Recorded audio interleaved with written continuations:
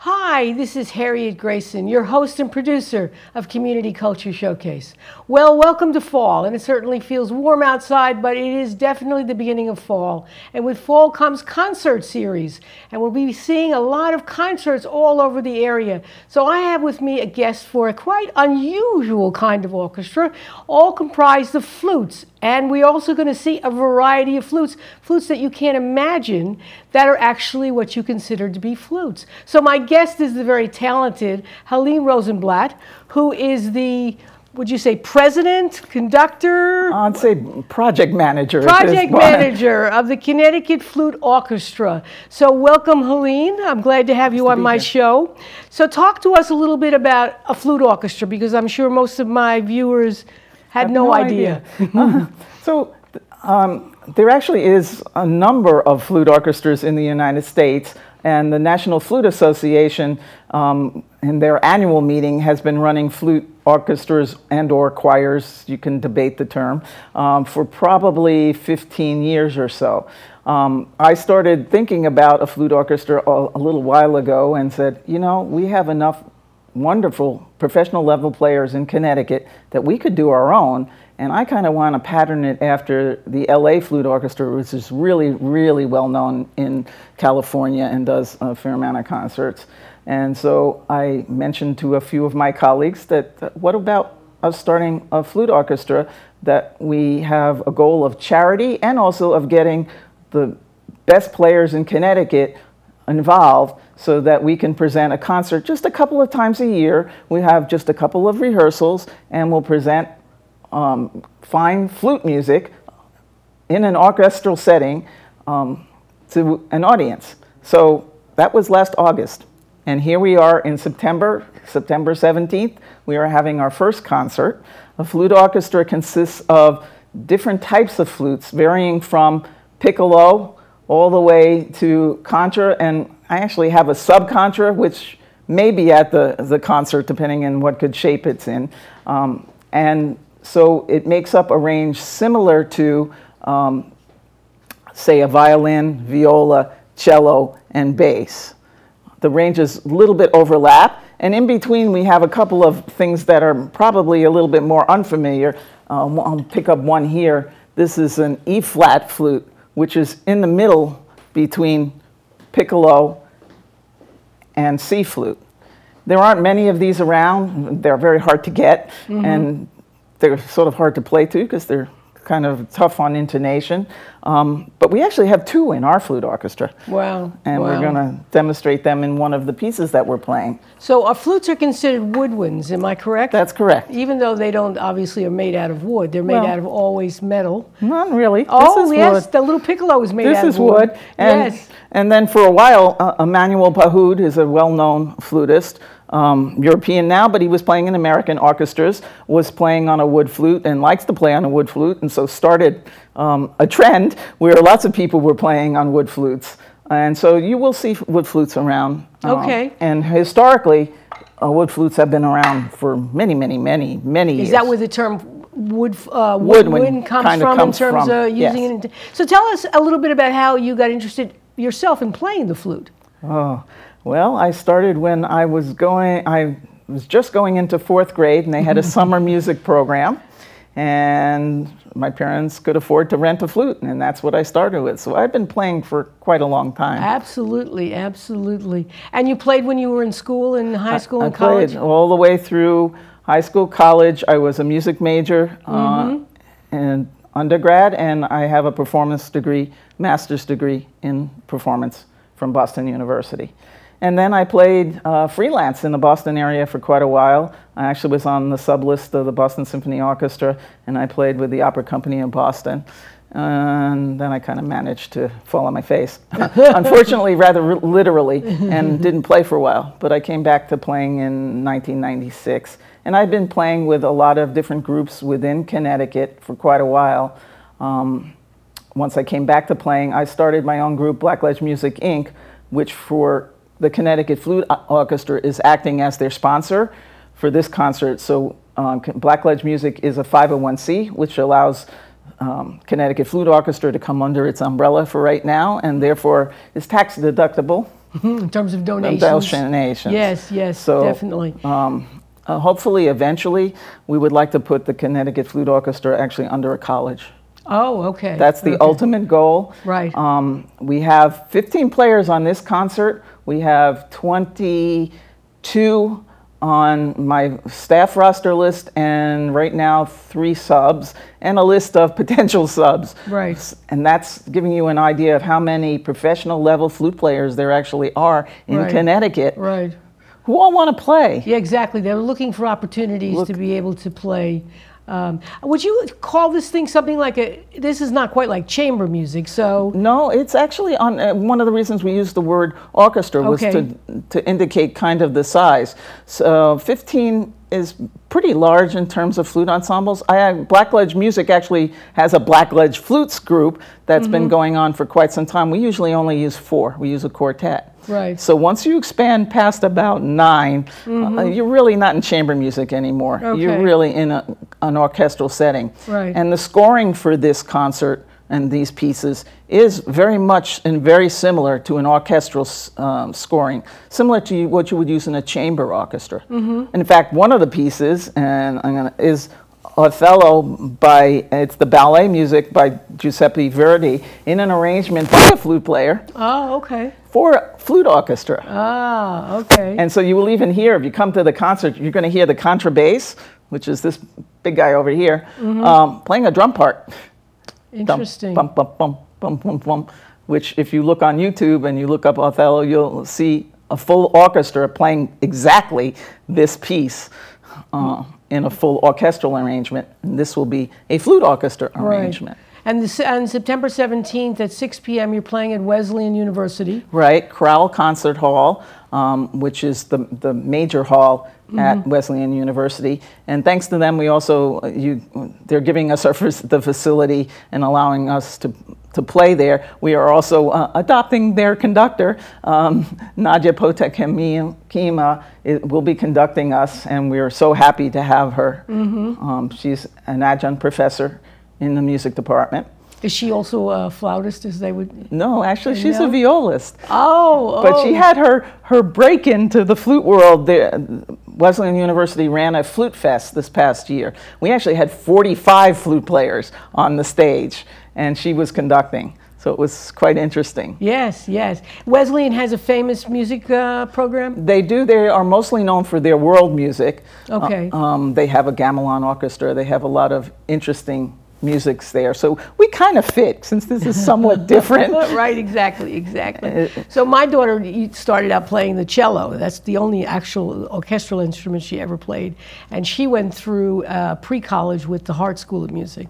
And they have a big orchestra program that took her to Sydney, Australia, and competitions in Chicago. I mean, so getting interested in music at a young age is absolutely imperative. Crucially important. Absolutely, because who's going to come to your concerts if young children don't know and learn to appreciate music? And not just that, but what they learn from music. I had many, many students in the course of my career. I taught at South Shore Conservatory in Hingham, Mass. for a number of years, and I actually had around 60 private students at one point.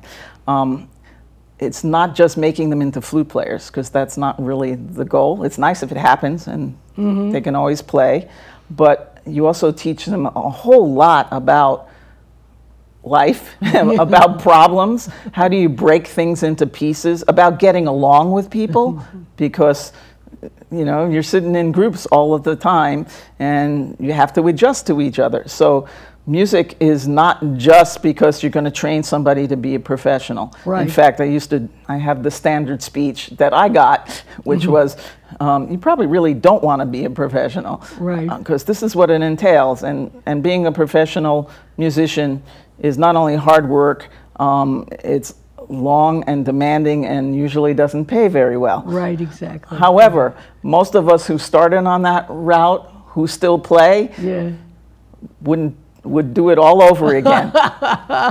Yes. And I can tell you, so I made my living as a non-musician for many years after busting my mouth up. But the experience and what I learned as a musician made me a much better computer scientist than I would have been had I not had that training. beside the fact that I always think that just learning how to read music helps you do like math, you learn fractions, and all that kind of stuff kind of stays with you, and you learn it in a completely different environment, and it sticks with you, and you can then apply it elsewhere. And it's usually fun, too. Yeah, and it takes patience, which is something, a virtue that most of us don't really have. And I can tell you a little story about that. So I just had a fairly young student for the summer who had come out of a public school music program and was taking his first private lessons. And that's usually a kind of a shocker to kids, especially these days, because they're not used to somebody sitting saying, okay, play me a scale. Oh, you don't know, here's how you do a scale, here how is it made of, and having to really think about it. That seems to be a process that doesn't get a whole lot of attention early these days. Right. And also I could tell immediately who had trouble reading, who has trouble with math. Because when you start explaining note values, if they're having trouble in math, it comes out right away when you're talking about note values. And sometimes you can help them through that and makes their math much better. Much better, absolutely. Also reading, and reading is something I used to notice even back 35, 40 years ago. I could pick the kids out who had trouble reading very quickly. And they were trying to read note, by letter. And I would be, okay, take a look at the pattern. And we learn scales, but you learn them as a pattern. Then you don't have to read note by note by note. That carries, at least for me as well, into reading. I don't read like this. I kind of look at the whole line. Right. And that's something, that's an acquired skill. No, music is absolutely, it should be in the curriculum of every school in America. It is in many schools in other parts of the world where kids are required to learn music. I mean, I go back to my own public school education just like yours a while back, and in the New York City public schools at the time, you had to learn music, you had to do something. So I learned how to play the clarinet. I was an atrocious player, but they made me, and of course as you do it, you get better. You learn to play by yourself to get the pieces done, and then of course you're in, for me anyway, we were in a orchestra, so you had to learn the whole group idea. You had to listen to the conductor. And when I was going to school, this is aging most of everybody else, girls didn't play in the band, although a clarinet is a great band instrument. Girls didn't play in the band, so we just were stuck being in the orchestra. So I finally got to the years when we could play in the band, but we weren't allowed in the jazz band. Oh. And so I could tell funny stories, because now that we've done reunions, I went to sit in with the boys, because we did a reunion, and I went to West Babylon for part of my schooling, and in Smithtown, New York. And we had, our instructors were some pretty well-known jazz people, and they turned out some pretty well-known jazz people. But I went and sat and played in with a dance band made up of New York freelancers and a professor from Michigan, and I could sit and play flute with them. Now, finally, after 40 some odd years. That's it. So we have evolved, perhaps. We've come a long way. Yes, in the music world, absolutely, absolutely. And women as well, because I played in the Women's Symphony in Massachusetts. There was one, briefly, for 2 years. And that was still at a time when women in major orchestras were very rare. Right. Right. Very rare. Absolutely. That's not true today. So yes, there's been many strides. Yeah, that's true. As composers as well as conductors. Although, yes. Yeah, composers are still lagging a little behind, but actually, there are three on this program. Phyllis Lukey, Catherine McMichael, Alexandra Molnar Suhaja. So on this program, plus a couple of arrangements that are women, I actually have a fair number of women. You'll find in a lot of the flute orchestra, flute choir music that there are a lot of women arrangers represented. Because it's become kind of a woman's instrument, which I want to dispel that too. All my teachers were men. Right. And in those years, all the principal players of most orchestras were men, and still are to this day. So it's not a woman's instrument, it's anybody's instrument. It's just an instrument. Right. Is the attraction that it's, I mean, I picked the clarinet because it was literally because it was small and easy to carry around. I mean, I'm sure kids when they start out do it's shiny and it's small and I don't have to carry much. Right. Well, let me Except tell for you. this one. I'm not carrying a lot. Now, do you want to just give us a little demonstration? This is going to be based on the stuff that you're going to play at Wesleyan? Yeah, these are little snippets of excerpts from the pieces that I'm playing on the program. And I'm going to start off with my little piccolo here. Okay, so this is a piccolo in C, and just to let people know, there are piccolos in other keys. Piccolo in C is what is usually used in major orchestras these days. But there was a period that piccolo in D flat was the rage. So music just like everything else. Right, in and out of trends. You got trends. So this is a little bit of As Eagles Flew.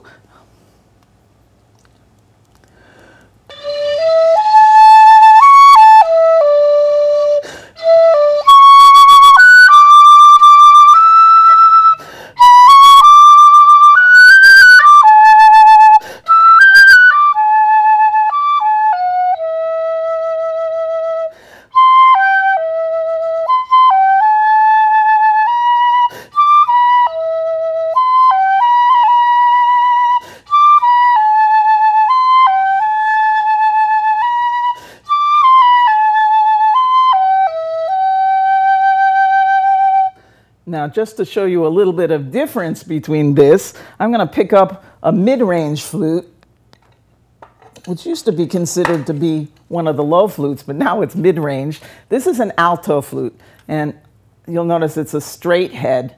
When you get to the concert, you may see a bunch that look kind of like this, but they're smaller. Those are curved head altos. And again, times have changed. It's much easier to play a curved head alto because your hands end up kind of more like this. I happen to like... You stretch your arms. You stretch your arms out. It gets tiring. Yes. I happen to love this alto, so it's not going anywhere.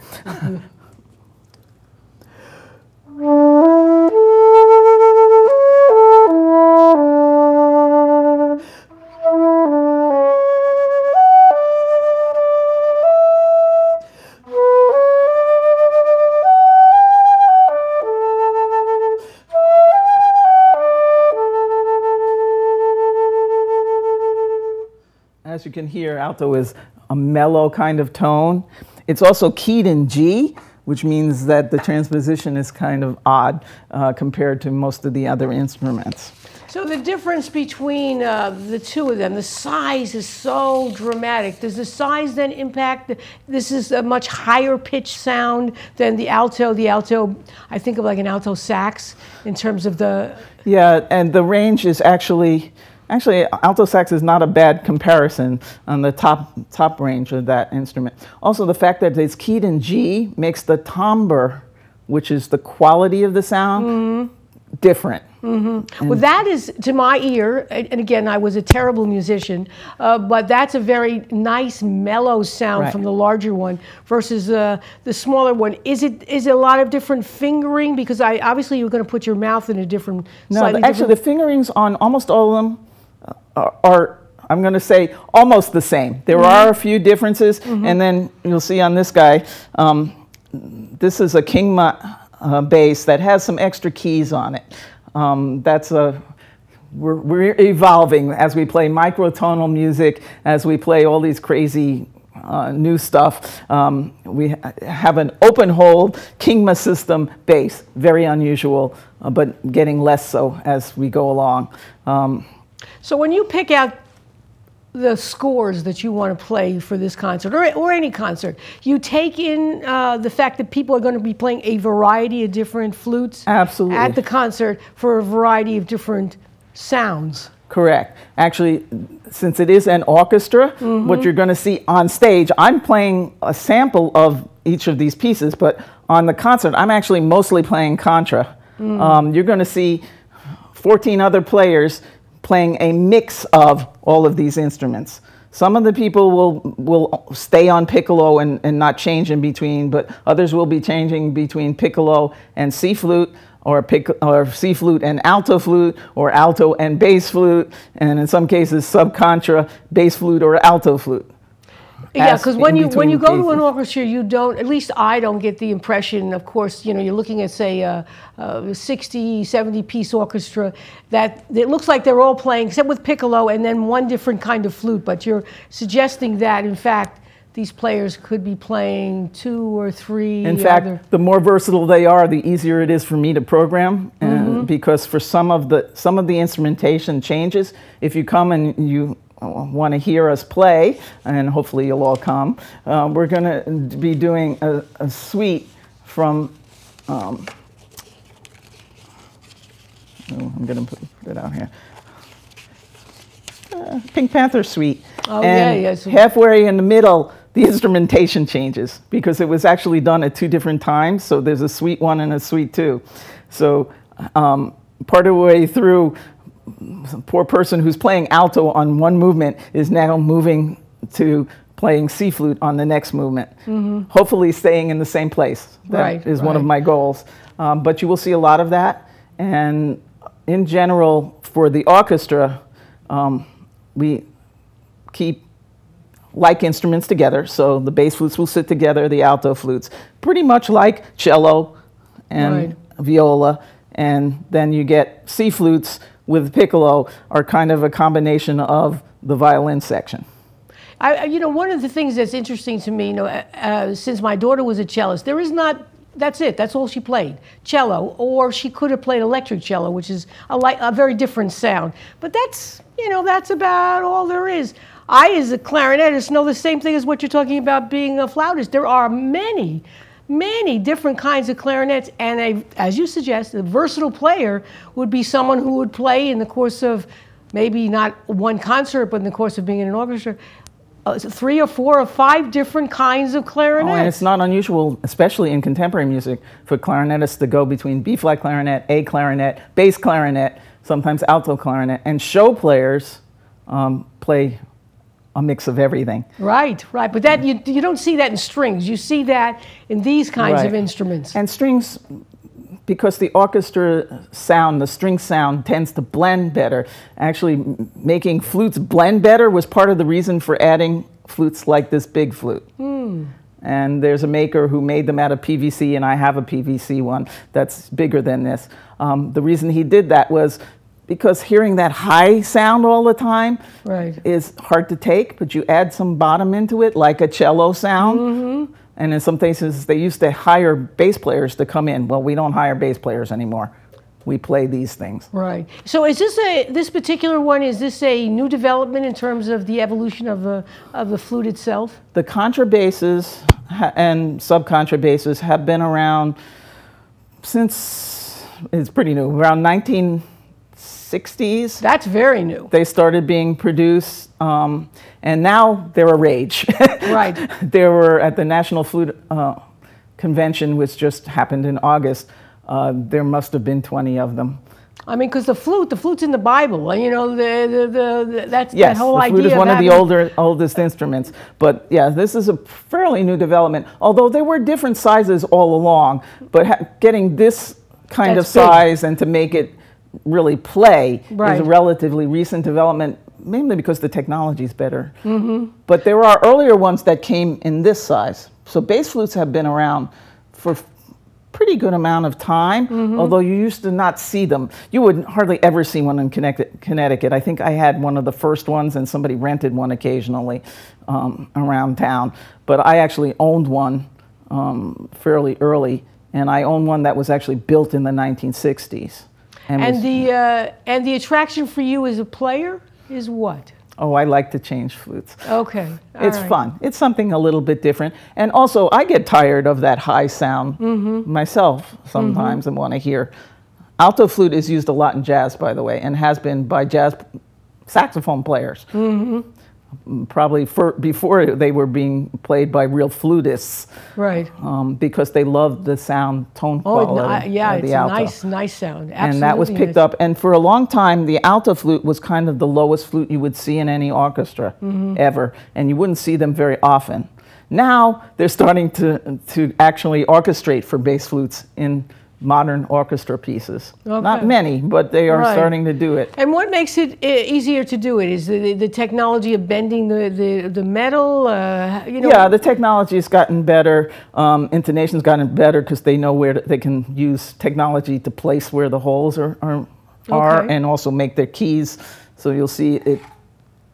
The keys are moved a little bit so that your poor hands can hit the keys. Okay. If they had to make the keys the right size, you would have trouble hitting the keys. Mm-hmm. So do you have to learn, as the player, do you have to learn a whole different technique as you go from one flute to another? It's not really different technique, but they do blow somewhat differently, and just like the clarinet, just like the size, changing size like to an E-flat clarinet, changing size from piccolo to E-flat is not so bad because they're changing from piccolo to flute you get used to because you do it a lot. Changing from contrabass to piccolo within minutes, tough. Yes. And do you actually have to do that? I try not to, to do that. That's why I'm not playing any piccolo on this concert, because I'm playing so much bass. To go from bass to piccolo without a little bit of warming it up and getting centered on the whole would be tough. Right, right. But I am going from contra to the E-flat, which is also not all that easy, which is why I'm letting somebody else play the solo. Do you, is there certain things, like with clarinet player, you have to have a really good mouth because it's a reed instrument. Is there certain, makes for a better flautist? I mean, in terms of your mouth? There are some people who could play flute better than others without a lot of work because of the structure of their mouth. If you are considerably undershot, that makes it hard to play flute. I would probably suggest, if somebody was just starting, to go to clarinet or oboe. But you can get so somebody can play well. And you will see people with not such a centered embouchure. I'll take my C flute. I play pretty centered.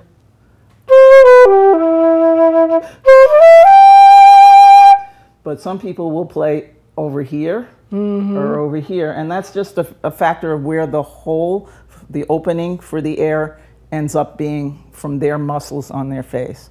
And do you get like an achy feeling in your mouth from playing after? Not after playing the number of years I have been. Okay, okay. I can tell you the first time I played actually the subcontra, which is bigger than this, was the first time in my life I had hyperventilated because that big flute just takes an enormous amount of air. Right. Now, what makes that a flute versus, oh my God, what else could you call it? I mean, this. Oh, it is a flute because of the way you blow across the mouthpiece. Okay, so that's the characteristic. Flute, you blow across a sharp edge. That's also true of recorder. A recorder is considered a flute, and I play recorder as well, but it's a fipple flute, whereas this is a transverse flute. And the difference is about the way the mouth is? Mouthpiece cut. Okay. Okay, on a recorder, it's called a fipple because the sharp edge is actually in the beak of the mouthpiece. On a transverse flute, you lose all the air. Half the air gets split above. The air that's making the sound hits that sharp edge on the opposite side of the flute. And that's how you actually produce the sound. Try to play that one again, a couple more.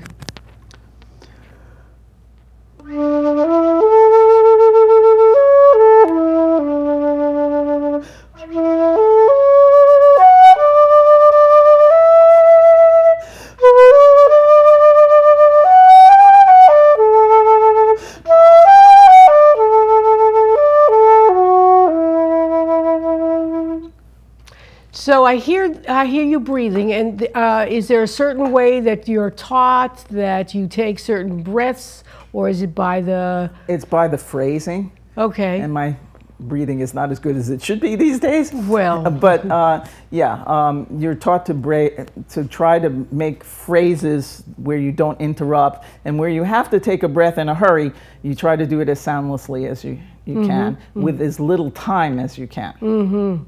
So one of the things I should show you. Yes. Actually, let me play the E-flat first so you can hear what this sounds like, because the timbre of this is much different, and it is in the key of E-flat, which is